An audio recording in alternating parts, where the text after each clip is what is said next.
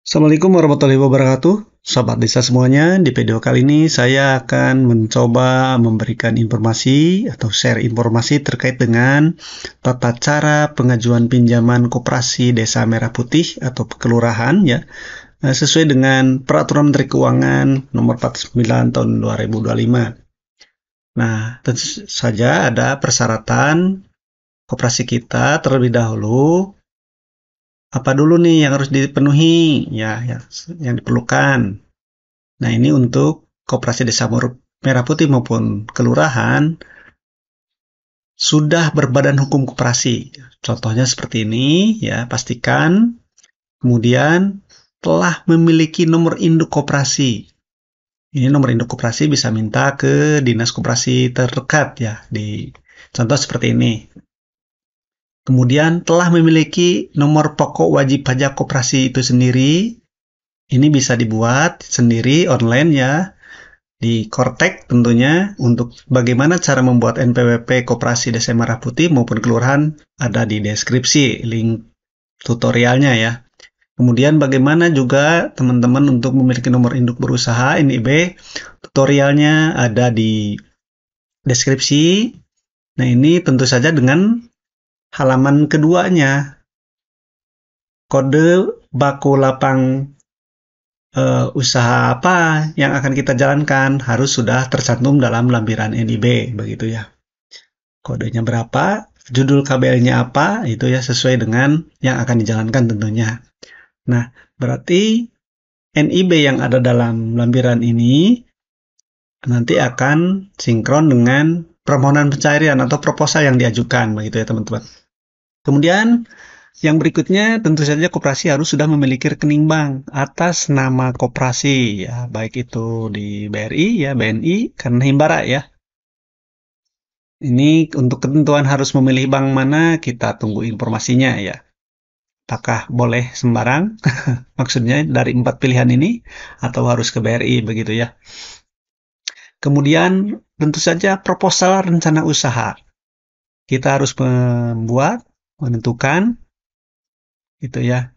Yang proposal ini harus mendapat persetujuan melalui musyawarah desa bagi koperasi desa, musyawarah pembangunan bagi koperasi kelurahan begitu ya. Nah, proposal ini minimal memuat anggaran biaya atas belanja modal dan atau belanja operasional, kemudian tahapan pencairannya seperti apa, rencana pengembalian pinjamannya juga seperti apa. Nah, apa bedanya belanja modal dengan belanja operasional? Belanja modal ini eh, pos-pos akun yang belanja pos-pos ya atau kebutuhan-kebutuhan di jenis usaha itu yang usianya itu lebih dari 1 tahun ya. Bisa peralatan, mesin kayak gitu ya. Kalau belanja operasional ya seperti untuk gaji karyawan, listrik, operasional untuk menunjang jalannya usaha begitu. Nah, itu ya syarat-syarat untuk kita bisa memulai untuk membuat proposal atau permohonan pencairan atau pengajuan permodalan begitu ya. Nah, kemudian dari aturan-aturan yang tadi tentu saja mungkin ada bank menambahkan kriteria tertentu sesuai dengan perundang-undangan. Sekurang-kurangnya seperti yang sudah disampaikan barusan ya, persyaratannya.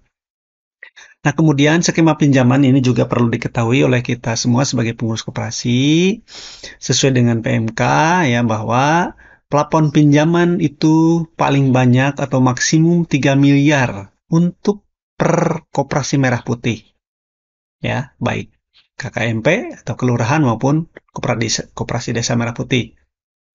Nah, dari 3 miliar ini sudah termasuk untuk belanja operasional tadi ya, untuk listrik, untuk gaji karyawan. Nah, ini sudah termasuk itu.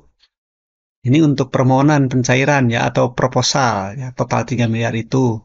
Tadi di di proposal harus tercantum kebutuhan-kebutuhan apa saja gitu ya, detail. Kemudian tingkat suku bunganya maupun margin ataupun bagi hasilnya kepada penerima pinjaman sebesar 6% per tahun. Suku bunganya ini dibebankan kepada Kopdes maupun KKMP ini sebesar 6% per tahun, dan jangka waktunya 72 bulan atau 6 tahun ya. Nah, ini ada masa tenggang selama 6 bulan atau 8 bulan. Dan yang terakhir, periode pembayaran angsuran dilakukan secara bulanan. Nah, itu untuk skema pinjamannya. Nah, apakah nanti kita direalisasikan total 3 miliar atau tidak, itu tergantung dari hasil verifikasi. Nah, ini di tata cara pengajuan pinjaman ya. Tentu saja, nah ini ketua pengurus Koperasi Merah Putih menyampaikan usulan pinjamannya kepada bank dengan persetujuan bupati untuk kelurahan dan kepala desa untuk Desa Merah Putih. Jadi menyampaikan usulan pinjaman atau proposal itu dengan sebelumnya kalau Kopdes itu melalui musyawarah desa, disetujui kepala desa, berarti yang dibahas dalam musyawarah desa itu adalah kebutuhan nilainya berapa, untuk usaha apa, begitu ya. Terkait itu, untuk KDMP berarti harus melakukan musyawarah desa terlebih dahulu, baru menyusun proposal sesuai dengan yang disetujui di Musdes. Demikian juga untuk kelurahan melalui musyawarah pembangunan di kelurahan. Nah, usulan pinjaman tadi disertai proposal, jelas ya. Tadi kan di sini nih, usulan pinjaman disertai proposal dengan persetujuan bupati bagi koperasi merah, bagi kelurahan, bagi desa ini berarti disetujui oleh kepala desa. Baru nanti bank melakukan penilaian kelayakan pinjaman sesuai dengan ketentuan perbankan. Tentu saja kita tunduk patuh terhadap kriteria yang ada di perbankan begitu dah. Dengan memperhatikan ini, plafon pinjaman untuk belanja operasional, besaran alokasi DAU atau DBH untuk kelurahan, dan DD atau dana desa untuk masing-masing desa.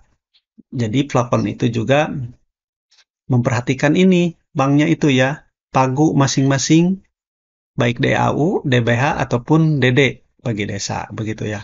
Nah, tata cara pengajuan pinjaman oleh kelurahan maupun Desa Merah Putih ini lebih lanjut dilakukan sesuai dengan ketentuan pemberi pinjaman, begitu ya teman-teman. Tapi paling tidak kita sudah tahu seperti ini.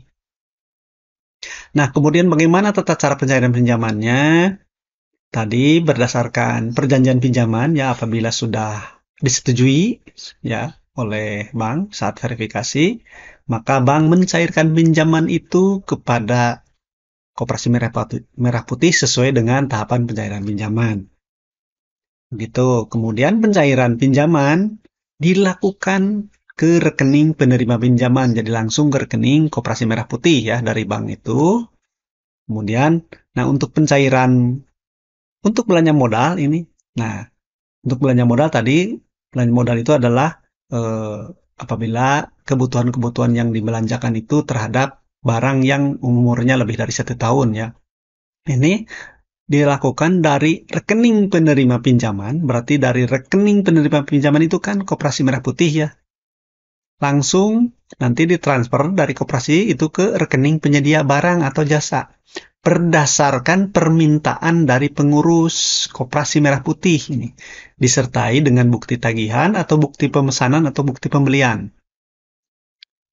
Berarti pengurus memberikan bukti tagihan, bukti pemesanan, bukti pembelian, baru nanti akan cair senilai kebutuhan belanja modal kepada rekening koperasi, dari rekening koperasi baru langsung ditransfer ke rekening penyedia. Begitu ya teman-teman mekanismenya untuk khusus yang belanja modal. Nah, berarti besaran pinjaman yang telah dicairkan itu nanti sebesar belanja modal dan operasional atau yang sudah dibayarkan atau diterima dan dibayarkan ini menjadi dasar dalam perhitungan besaran angsuran bunga atau margin atau bagi hasil pinjaman. Seperti itu ya teman-teman. Nah, itu untuk secara garis besar bagaimana persiapan dan harus kita siapkan oleh pengurus Koperasi Desa Merah Putih supaya bisa segera untuk bisa menjalankan usahanya. Itu saja mungkin. Untuk lengkapnya teman-teman bisa mengunduh PMK 49 di deskripsi ya. Untuk lebih lengkapnya silakan untuk dibaca, dipelajari, dikomunikasikan, dikonsultasikan. Begitu ya. Oke, itu mungkin teman-teman semuanya. Semoga bermanfaat. Terima kasih. Wassalamualaikum warahmatullahi wabarakatuh.